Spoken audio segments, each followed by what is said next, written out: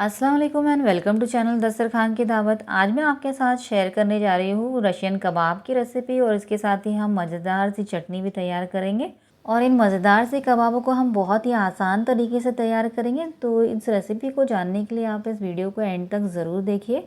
और अगर आप मेरे चैनल पर नए हैं और अगर आपको मेरी रेसिपीज़ पसंद आ रही है तो वीडियो को लाइक करना, चैनल को सब्सक्राइब करना और बेल आइकन प्रेस करना ना भूलें, जिससे कि आपको मेरी नई वीडियोस की नोटिफिकेशन सबसे पहले फ्री में देखने को मिले। अब यहाँ पर मैंने एक कढ़ाई को मीडियम फ्लेम पे गैस पे चढ़ा दिया है। अब इसके अंदर हमने आधा किलो बोनलेस चिकन पीसेस डाल दिया है।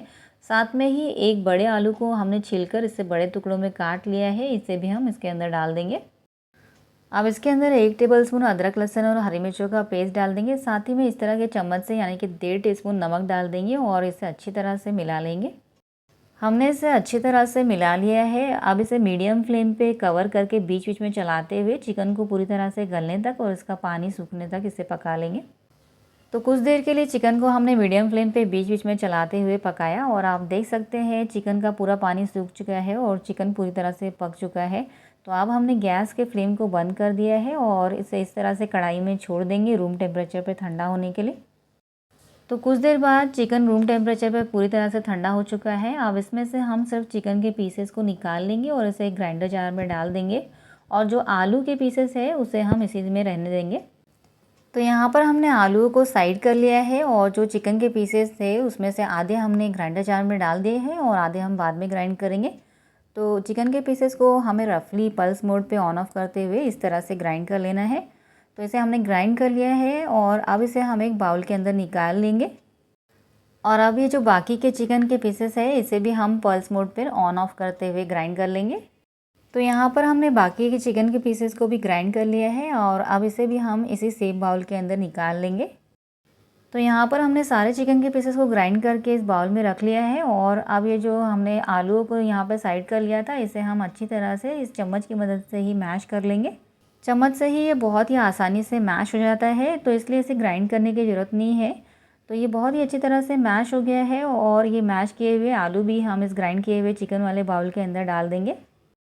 अब यहाँ पर हमने एक कढ़ाई को मीडियम फ्लेम पे गैस पे चढ़ा दिया है और उसमें आधा कप ऑयल डाल के इसे अच्छी तरह से गर्म कर लिया है और एक मीडियम साइज़ के प्याज को हमने इसमें बारीक कट करके डाल दिया है और अब इसे लगातार चलाते हुए प्याज के सॉफ्ट होने तक इसे पका लेंगे। तो कुछ देर बाद प्याज अब थोड़ा सा सॉफ्ट हो गया है या ट्रांसलूसेंट हो गया है, तो अब इसके अंदर हम डाल देंगे 1 टेबलस्पून अदरक, लहसुन और हरी मिर्चों का पेस्ट और अब इसे लगातार चलाते हुए मीडियम फ्लेम पे 3 से 4 मिनट के लिए भून लेंगे। 3 से 4 मिनट बाद ये अच्छी तरह से भून चुका है, तो इसके अंदर हम कुछ सब्जियां ऐड कर देंगे। तो यहाँ पर मैंने 1 कप पत्ता गोभी को बारीक कट कर लिया है और इसे हम इस कढ़ाई के अंदर डाल देंगे। और यहाँ पर हमने लिया है 1 गाजर जिसे हमने कद्दूकस कर लिया है, इसे भी हम इसके अंदर डाल देंगे। और यहाँ पर हमने लिया है 2 शिमला मिर्च, मीडियम साइज़ के 2 शिमला मिर्च जिसे हमने बारीक कट कर लिया है और इसे भी हम इसके अंदर डाल देंगे। और यहाँ पे हमने 1.5 कप स्प्रिंग ऑनियंस के ग्रीन्स को बारीक कट करके ले लिया है, इसे हम बाद में ऐड करेंगे। तो अब हमें सब्जियों को अच्छी तरह से मिला लेना है और अब इसके अंदर हम इस तरह के चम्मच से 1 चम्मच यानी कि 1.5 टीस्पून नमक डाल देंगे। 2 टेबलस्पून हम इसके अंदर सोया सॉस डाल देंगे और 2 टेबलस्पून इसके अंदर विनेगर डाल देंगे और अब इसे हाई फ्लेम पे लगातार चलाते हुए 5 मिनट के लिए पका लेंगे, जिससे कि जो इसके अंदर का मॉइस्चर है वो थोड़ा कम हो जाएगा और ये जो सब्जियां हैं वो भी थोड़ी सी पक जाएंगी। तो हमने इसे मीडियम फ्लेम पे लगातार चलाते हुए 5 मिनट के लिए पकाया और अब इसके अंदर ग्राइंड किया हुआ चिकन डाल देंगे और साथ ही में जो मैश किए हुए आलू थे उसे भी डाल देंगे और अब इसे लगातार चलाते हुए मीडियम फ्लेम पे 5 मिनट के लिए पका लेंगे, जिससे कि सारे जो इंग्रेडिएंट्स हैं वो अच्छी तरह से मिल जाएंगे। तो हमने इसे मीडियम फ्लेम पे लगातार चलाते हुए पकाया और अब ये बहुत ही अच्छी तरह से मिक्स हो गया है। तो अब हमने गैस के फ्लेम को बंद कर दिया है और अब इसे कढ़ाई में इस तरह से फैला देंगे और इसे रूम टेम्परेचर पर ठंडा होने के लिए छोड़ देंगे। जब ये पूरी तरह से ठंडा हो जाएगा तभी हम इसके अंदर स्प्रिंग ऑनियंस ऐड करेंगे। तो अब ये बिल्कुल रूम टेम्परेचर पर अच्छी तरह से ठंडा हो गया है। तो अब इसके अंदर हम ऐड कर देंगे 1.5 कप स्प्रिंग ऑनियंस के ग्रीन जिसे हमने बारीक कट कर लिया है और स्प्रिंग ऑनियंस के ग्रीन डाल के हमें इसे अच्छी तरह से मिला लेना है। तो हमने स्प्रिंग ऑनियंस डाल के इसे अच्छी तरह से मिला लिया है और अब हमारा कबाब का मिक्स बिल्कुल तैयार है। तो चलिए अब हम कबाब तैयार कर लेते हैं। तो यहाँ पर हमने एक अंडा ले लिया है, यहाँ पर हमारा तैयार किया हुआ कबाब का मिक्स है और ये हमने सेवैया ले लिया है जिसे हमने हाथों से ही क्रश कर लिया है। अब इस अंडे में 1 पिंच नमक और 1 पिंच लाल मिर्च पाउडर डाल देंगे और इसे अच्छी तरह से फेंट लेंगे। तो हमने अंडे को अच्छी तरह से फेंट लिया है। अब चलिए कबाब तैयार कर लेते हैं। तो यहाँ पर जो कबाब का मिक्स है उसमें से हमें आटे की लोई जितना डो लेना है और इसे अच्छी तरह से इस तरह से हाथों में घुमाते हुए और इसे दबाते हुए गोल कर लेना है। थोड़ा सा जब ये गोल हो जाए तब इसे हथेली के ऊपर रख कर इसे इस तरह से उंगलियों से चपटा कर लेंगे और इसके किनारों को भी चिकना कर लेंगे। तो ये हमारी एक कबाब की टिक्की तैयार हो गई है और अब इसे हम जो अंडे का तैयार किया हुआ घोल है इसके अंदर डिप कर लेंगे। अंडे के घोल में इसे डिप करने के बाद हम इसे अच्छी तरह से सेवइयों से कोट कर लेंगे। हमें इसे हर तरफ से अच्छी तरह से सेवइयों से कोट कर लेना है और टिक्की को अच्छी तरह से सेवइयों से कोट करने के बाद इसे फिर से हथेली पे रख के इसे थोड़ा सा फिंगर से प्रेस कर लेना है, जिससे कि ये जो सेवइयाँ है वो अच्छी तरह से इसके ऊपर लग जाए।